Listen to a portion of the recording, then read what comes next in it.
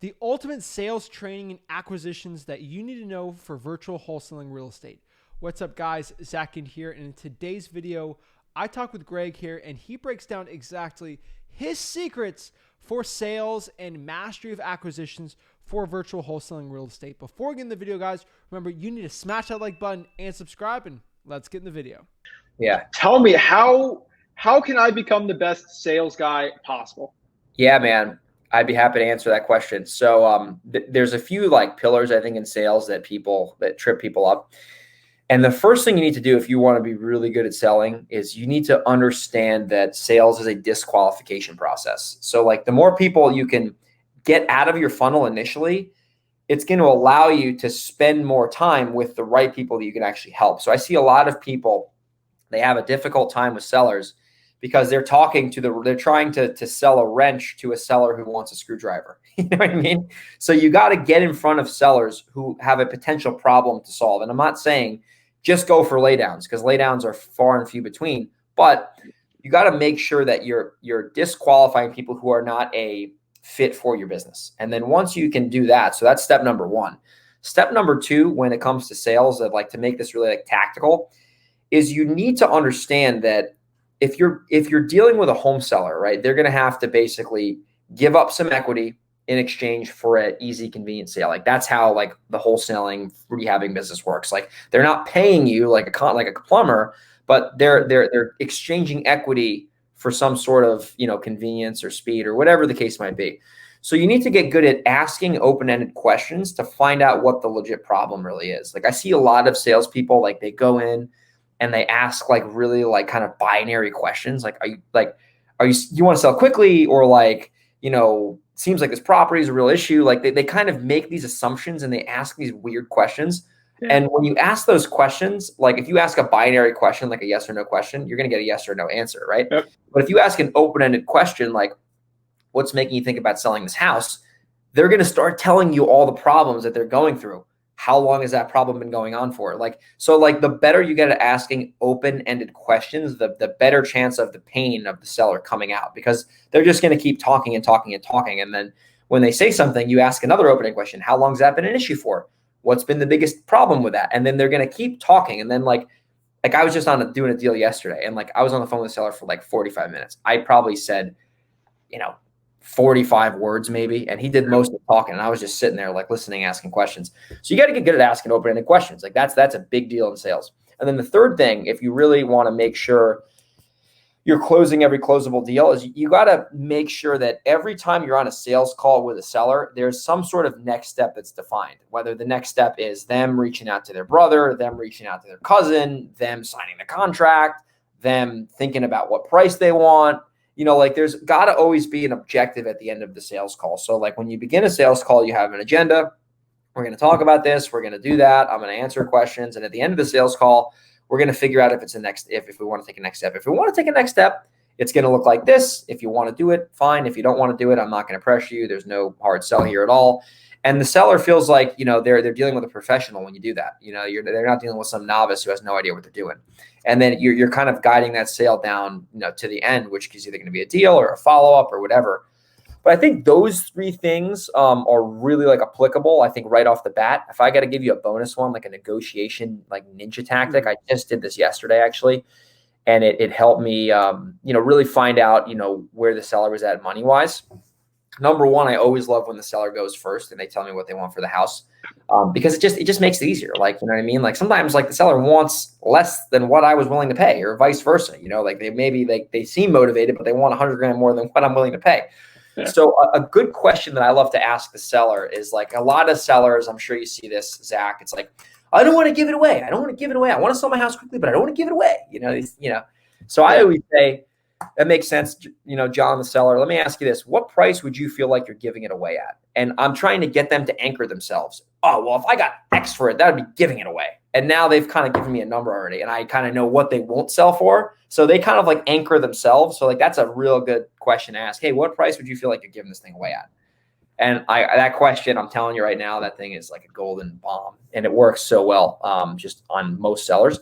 And it really gets them to kind of like tell you what they want for the property, what they're not going to like, what they won't sell for basically. So like that question is a good one.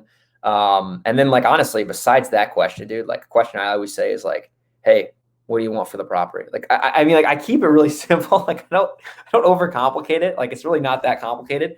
So I mean, those 4 tips, man, like if you're like a new person just trying to break into the game, I would listen to this podcast a few times, maybe rewind the last 10, 15 minutes and just like focus on those like 4 pillars.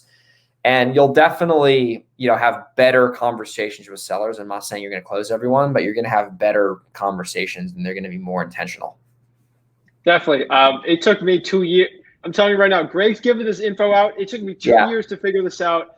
And the way I figured out is pretty stupid, but it is. You figure out this. So like, if you ask, like, let's say you're on a date, you ask your girlfriend this or an old person this, like, hey, do you like strawberries? Yes or no?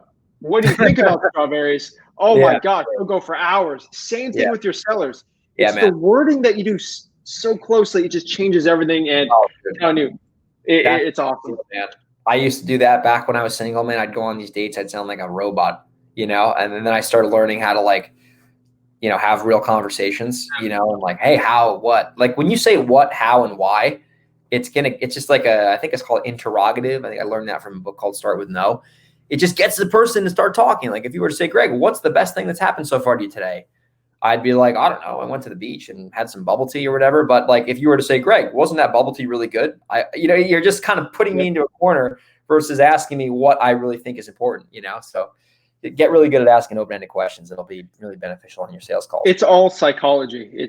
Shout out to Tony Robbins. He's taught me a lot of this stuff. So I know how to sell here. So this annoys me to say this because I've done this all the time here. But I mean, what would you say is the difference between the importance of difference of putting your 10,000 hours into like sales, talking to sellers, and actually having the knowledge to sell? What's the fine line between the two? I think you got to put the hours in, especially because you need the experience. But I think the best way to like hack your way to success in selling, I mean, like I hate even saying hack because that word just gets overused. I would say if you really want to get good at sales calls, and this is depending on your state, if you can record your sales calls and listen to them, right? And if it's not legal in your state, don't do it. I'm not an attorney. Don't sue me, listeners. But if you can record yourself speaking to a home seller and listen to your sales call, you're going to learn a lot because the reality is it doesn't lie, So if you think you crush that sales call and you listen to it and you sound like a used car salesman, you're going to start to learn, ooh, I sounded like crap because I didn't do this, or I should have asked that opening question. So that if you want to hack your way to sales success and you can do it legally in your state, record your sales calls, listen to your sales calls at least once a week, if not more. And that'll give you a lot of clarity on like how to have the right conversation, right? Like why didn't you get the deal? Like why did you get the deal? Why didn't you get the deal? So I think, you got to put the work in, unfortunately, but at the end of the day, I think if you can record your sales calls on top of putting the work in, it'll really kind of like speed up the learning curve because you'll like get a lot of real-time feedback from you actually in the field doing the sales training stuff that you probably learned. So, it sounds like nail on chalkboards for me, but it's bad.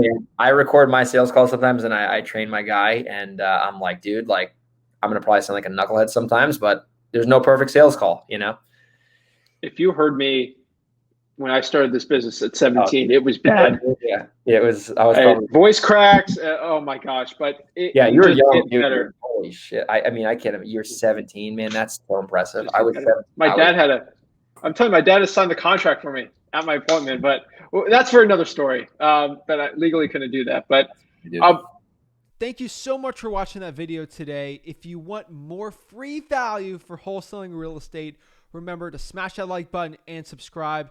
Guys, if you want to join the best wholesaling real estate mentorship in the planet and join the wholesaling course that has the most people in it in the history of the world for wholesaling real estate, go to freewholesaling.com. It's free. There's no gimmicks. There's no upsells in this course. It is an absolute free wholesaling course. I've been told to charge thousands and thousands of dollars for it. I give it out for free. So like this video and subscribe.